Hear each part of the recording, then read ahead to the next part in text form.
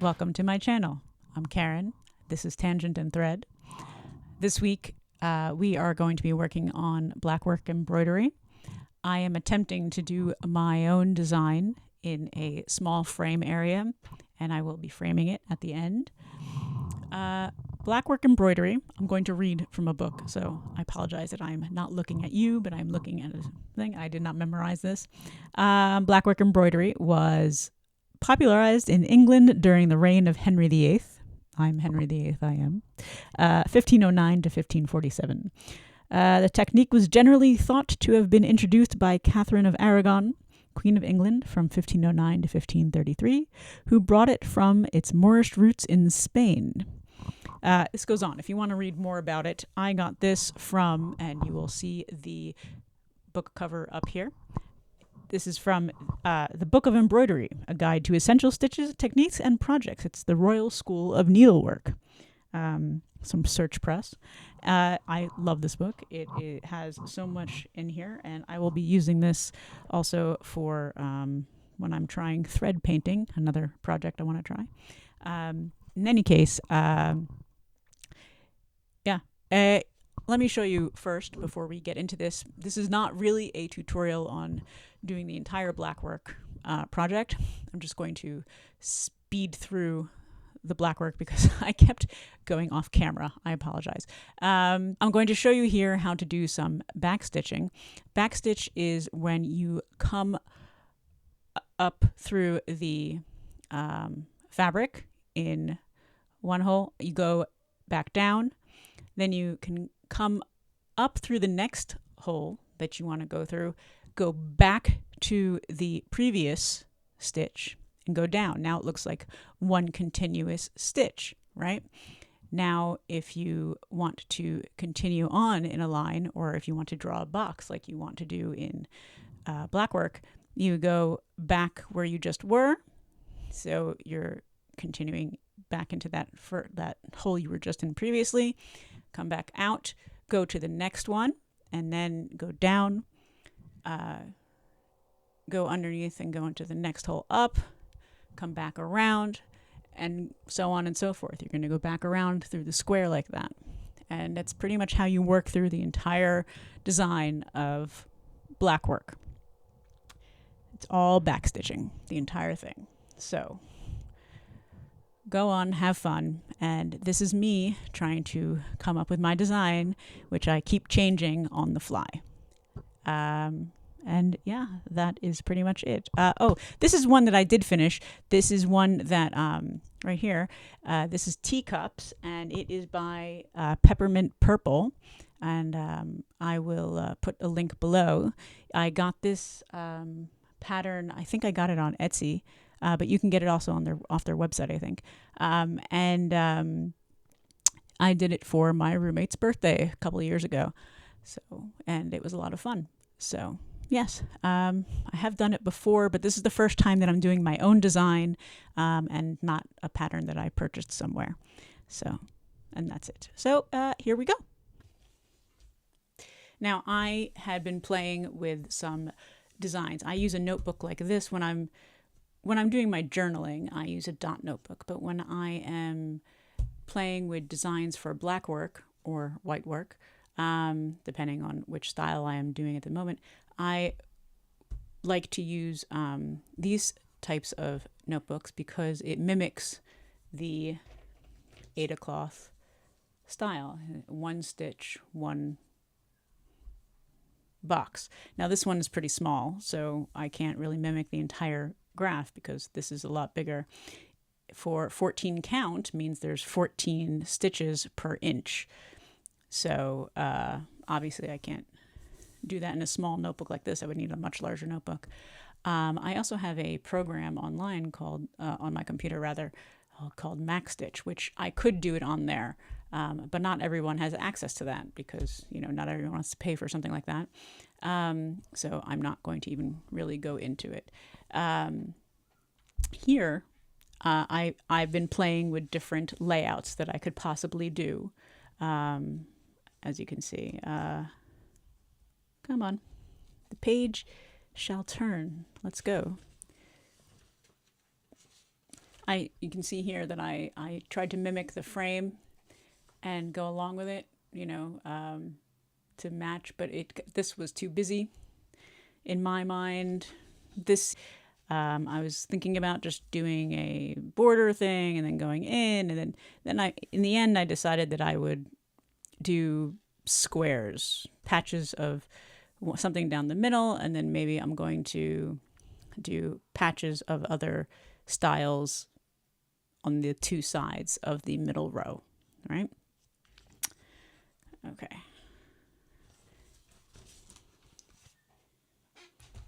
This was, let's put this up right, something I had pondered doing. Obviously, I didn't free draw this flower. I traced it from an outline I had, because I cannot draw. I freely admit that. But I started to put some blackwork into the petals, which is something that I would love to do at some point in the future. But this would be so involved, and making decisions is hard.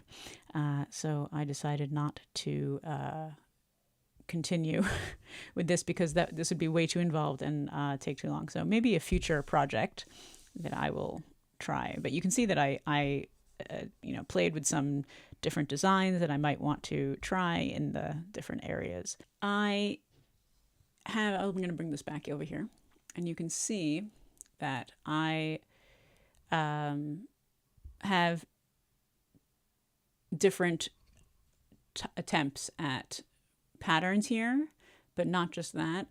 Blackwork can be done in just black. That's normal.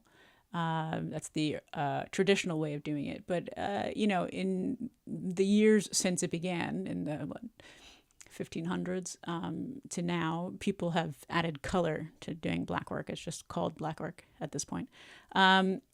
To things. So some people use variegated. I think that's how you pronounce it. Because it has this interesting effect, which is pretty cool. And if you use variegated through the whole project, it can come out some pretty cool. A lot of people also use it for samplers. But if you're using the same color, or even if you're using variegated, this would work.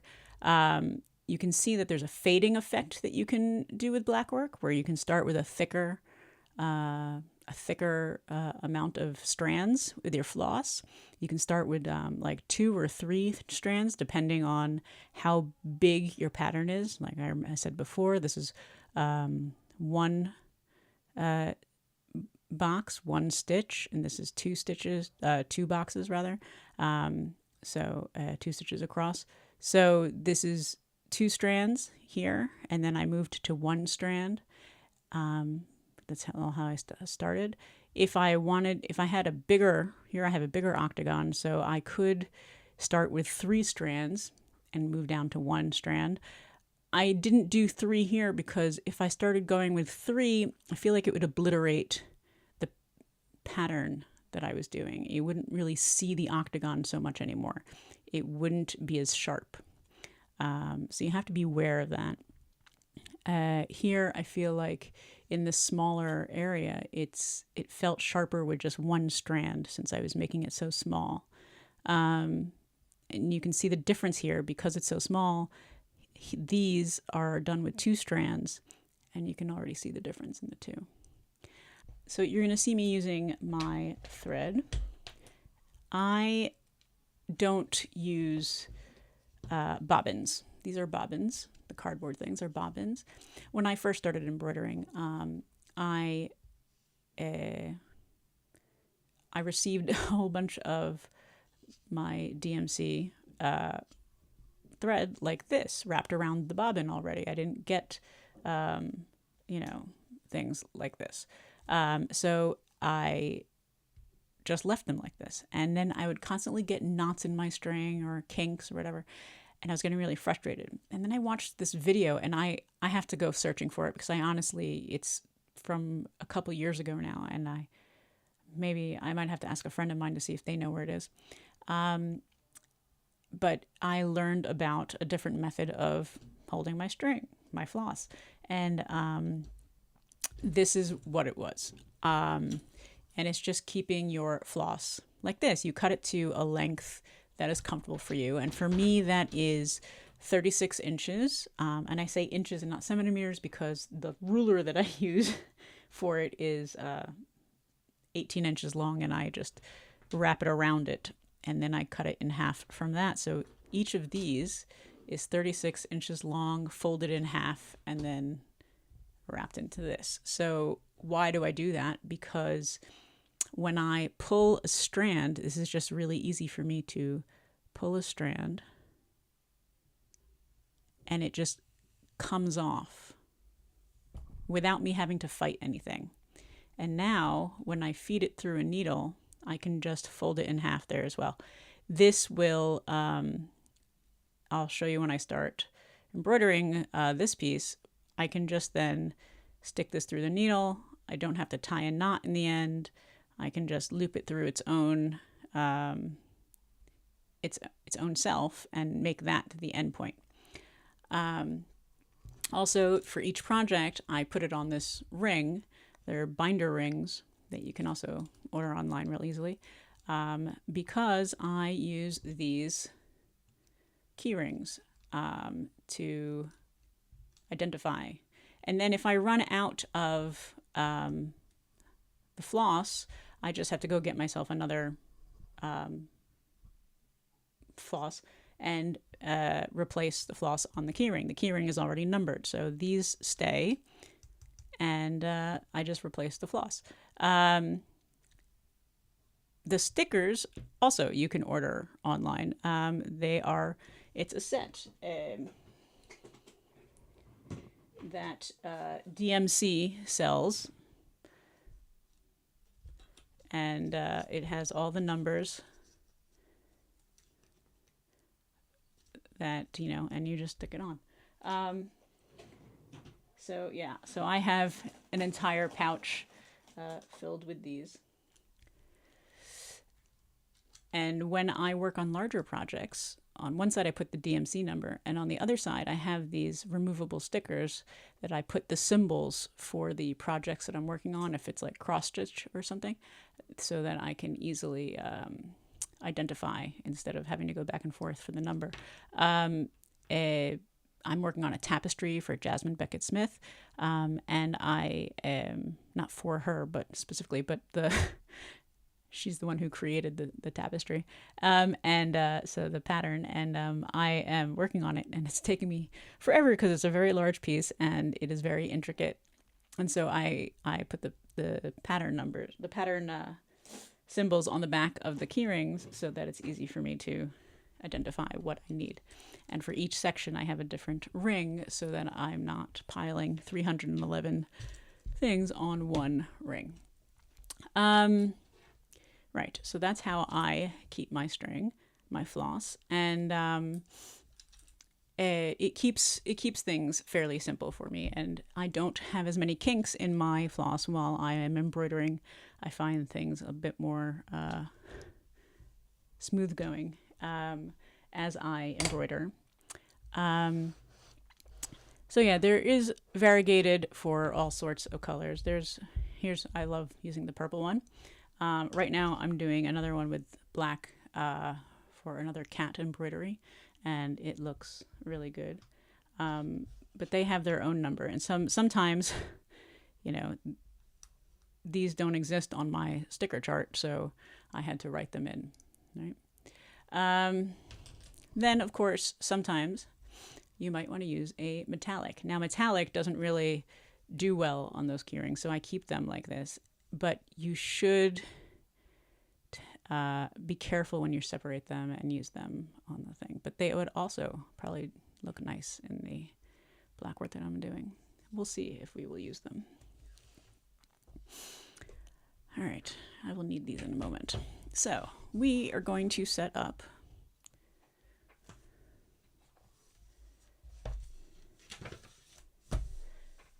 our page.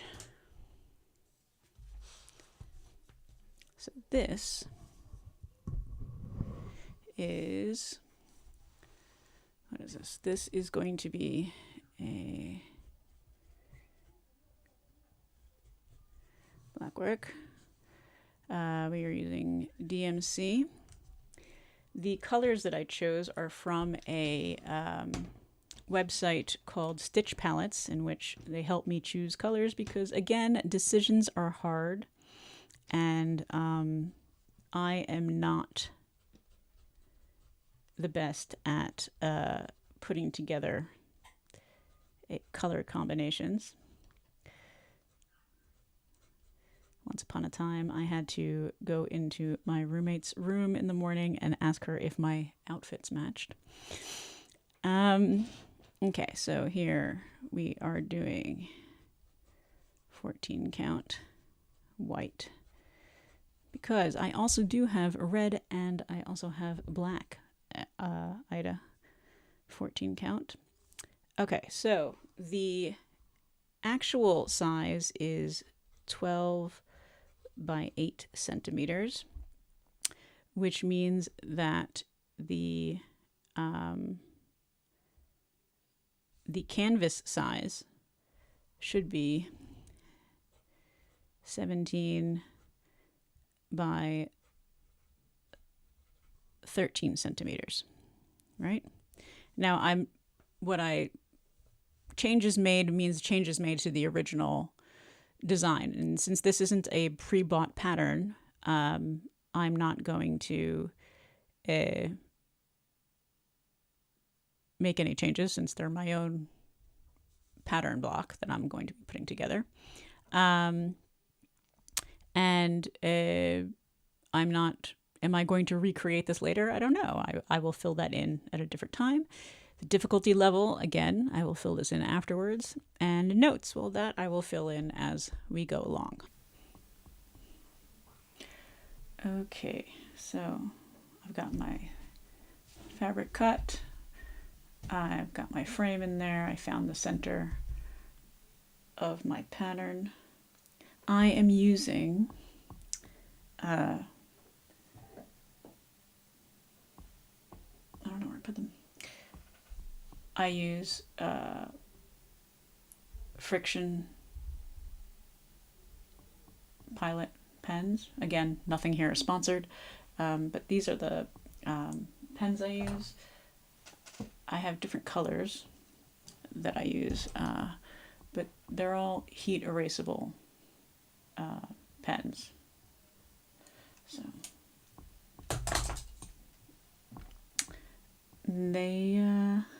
they work really well on this cloth. I do use them for sewing as well, but for sewing I also have fabric markers. They come out in the wash, but it depends on what I'm working on. I do wash these after I'm done, before I frame them, because the oils from my hands get all over these things, and also washing them makes them a bit softer. So you can see that this is really stiff right now, so I wash them. I use kids soap, kids shampoo, and I put them in a bowl with hot water for about 10 minutes, and then I rinse them, and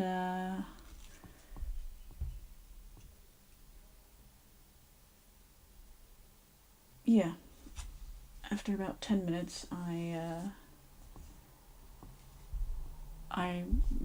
10 minutes, and then I rinse them, and then I hang them to dry on my laundry line, and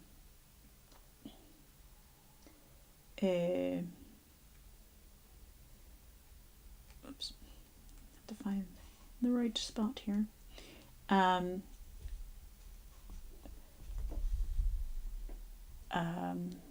And then after I do that, I actually iron them. Now you can see here in the back, instead of making a knot, I loop it through itself, because, whoops. First I drop the needle, that's always a key point. I loop it through itself, And it makes it nice and neat here in the back. Okay. And what I'm doing is I am backstitching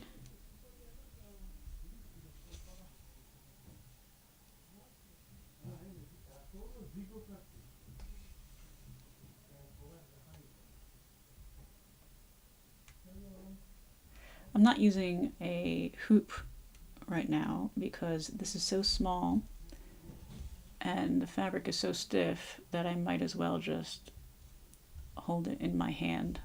Sometimes I just find it easier for my grip to hold it in my hand. I have tendonitis in my left wrist, and so a lot of times even just the simple weight of the embroidery hoop will affect me. All right, so now that I have the center of the rose, I am going to start to the outside of the rose, and I'm going to beware, since I almost just pulled the thread right back out. Okay, so now I'm going to do, everything is 2 stitches now because I'm not making them small here.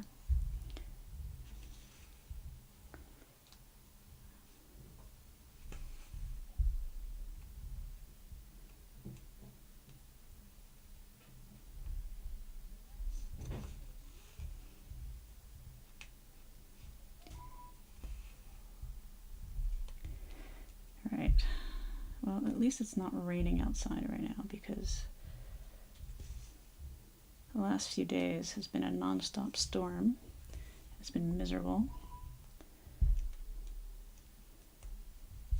and cold, and the dog has been miserable, and he hasn't wanted to go outside even though he had to.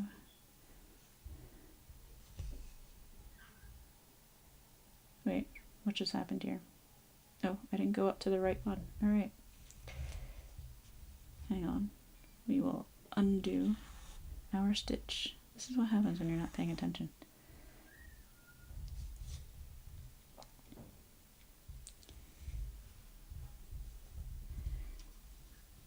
See my little turtle? I might make my own one day so it's an animal I want, because I like sheep, so I want a sheep.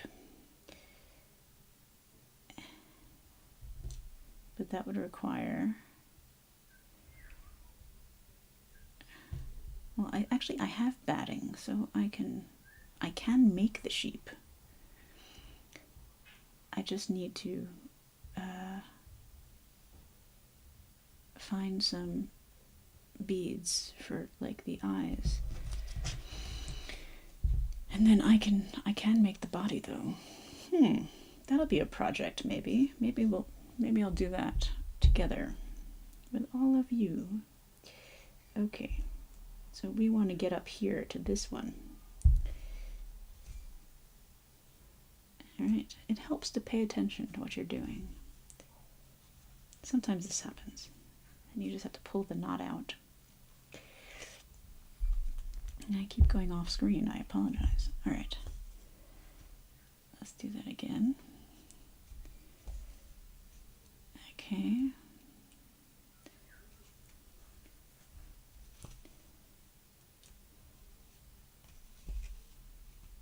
And a lot of stitches in Blackwork have the same basic principle. Squares, the octagon, or hexagon rather, and the, I don't know why I keep saying octagon. Hexagon, and line, simple line, and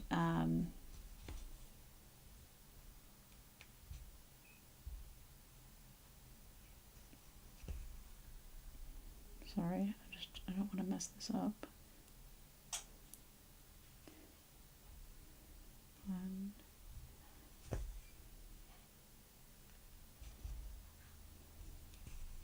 2,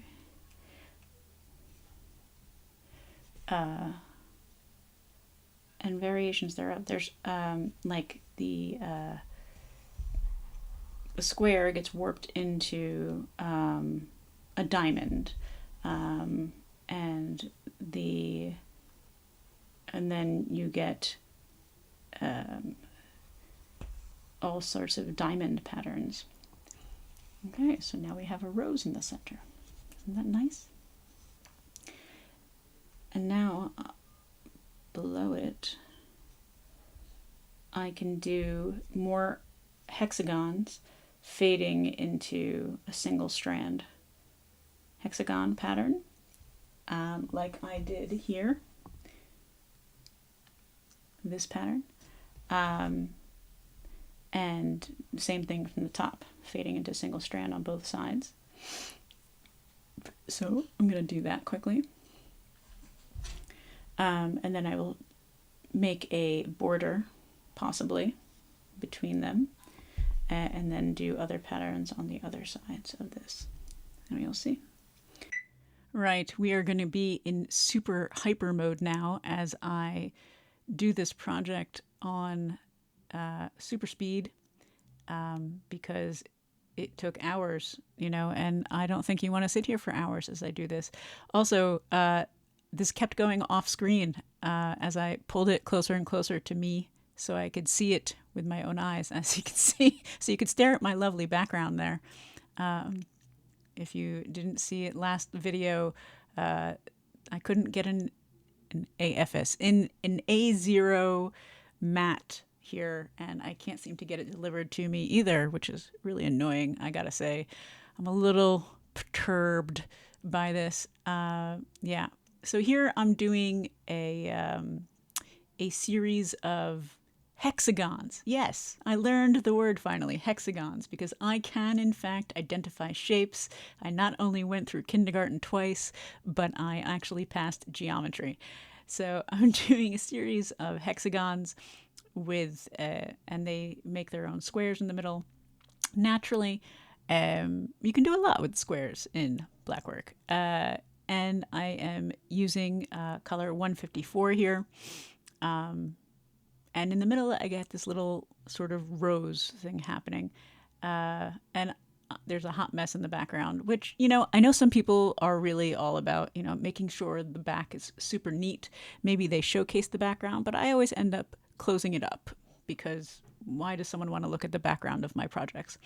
So I don't actually care.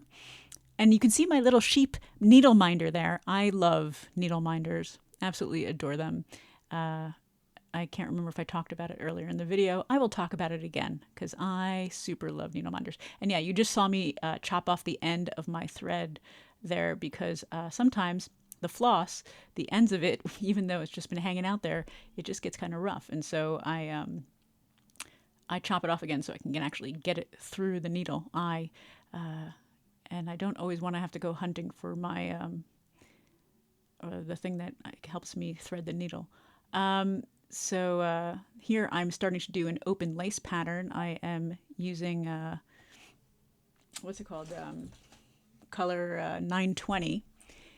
And instead of, you'll see me do it later on, but instead of connecting it naturally to the rest of the pattern, because it's just a repeating pattern, instead of connecting it, I end up separating it and using 310, which is black, and making a second pattern. And leaving it with just those two. I don't know why I decided to do that. It just kind of happened. I probably forgot that I was supposed to connect it, and that's what happened. So we're just going to keep that secret between the proverbial you and I, if there is a you. And yeah, that's what happens. So yeah, I kind of kept it on camera a lot here. I'm impressed with me. Go me. Gold star me. My neighbor right now upstairs is blasting music as if they're in college and living on campus. This really does remind me of back in undergrad when we actually did live on campus and blasted music like we were in the dorms. Yeah, this is not that. This is not a college campus. We have real neighbors here that have jobs, and other neighbors here have children, not me. And this is very inconsiderate. I just gotta say. End of rant. So I hope you're not picking up any of that really bad music. Not that I judge. Yeah, who's kidding? I judge. I judge a lot. Yeah, so when I'm teaching on Zoom, I have to be aware to make sure that none of the stuff that's happening around me in the neighborhood gets picked up by the students, because that would just be bad for their, their classroom time. In any case, we are still going here at super speed.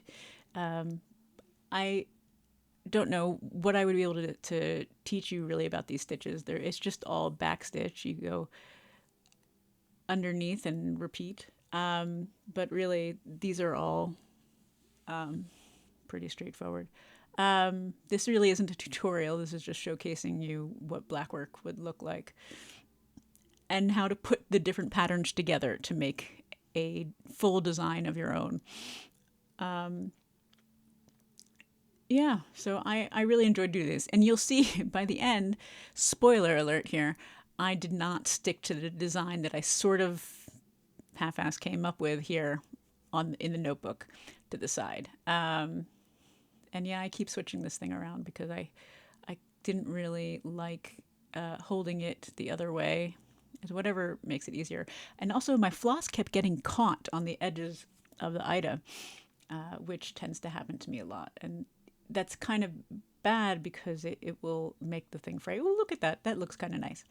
I don't know if I think I showed it to you all earlier, maybe my other needle minder, the cat. I used to have so many of them. I don't know what happened to them. So I took that needle minder there, the sheep, and I put it on Lauren's desk to remind her that she owes me a color page of a sheep. So if any of you are following Lauren's page, feel free to creep over there and remind her she owes me a sheep. I mean, we'll forget for the second that she's just down the hallway and I could do it myself. But it helps when there's peer pressure. And she owes me a sheep page. I should embroider maybe one day in the future. Oh, right now on the side, this is color 3777. And we are doing, what is this? These are open Ys.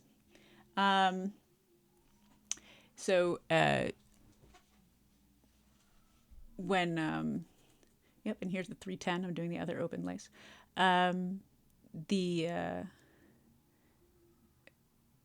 There's another one that I want to do with organza, and I'll show you in another video. When I was working with, I did one project with organza, and I want to do more, and we'll see what happens with that. I did with the same frame as this, and it worked out really well. So I'd like to do another organza project. Okay, so we jumped ahead here. This is half the side done. You see the open lace, and then I forgot the thing wasn't on. So I did a little border in between the patterns there using 3777 as well. Then I did some smushed hexagons that look kind of like diamonds there, but they're hexagons. And then a little star in between that are in black. Okay, so I'm going to do that kind of plus pattern there on the side, and it looks a lot nicer on the Ida than it did in my notebook. And I'm using, I think that is color 29, right? Yes, that is color 29. And I really like the way it came out on the Ida. It looks so much nicer than it does in my notebook. And while I was doing this, I was watching Midsummer Murders in the background, which is great that you can't have the actual audio because it was me cheering on for people about who was going to die next, because some characters really annoyed me, and I'm a horrible person. Right, so, and here what's going on is I'm doing one stitch at a time diagonally across the boxes, the stitches, and then I did a regular cross stitch inside the square. And it makes it kind of sort of look filled in. It also looks good empty. You see this stitch right now? It looks good empty, but it also looks good with the cross stitch. I could have alternated and also would have looked nice. So, you can alternate these. You can also change the way they look. I could have just left it as a square without attaching them to any of the stitches. I could have left it without these branches out, and it still would have looked like a good pattern. Um, you know, I really like the way this looks sped up. Yeah, pretty cool, right? Yeah, I really enjoyed doing this pattern and making this pattern because I have other purchased Blackwork patterns. Some are harder, some are easier, and you can get them all over the place. Etsy, private websites. Pinterest will point you in the direction. Pinterest will link you to the Etsy stores that have them. Yeah. So this is the completed project. As you can see, I've got here down here 310, and on the side that 377. There's 3740. Up top is 29. I have to wash it and iron it still, and then I will frame it for you, and you can see the completed project. So this is the final product. I am actually pretty happy with it. The colors ended up working out well, and I managed to finish it in a day and a quarter. So yeah, that's it. Thank you for doing this with me. I'll see you next time.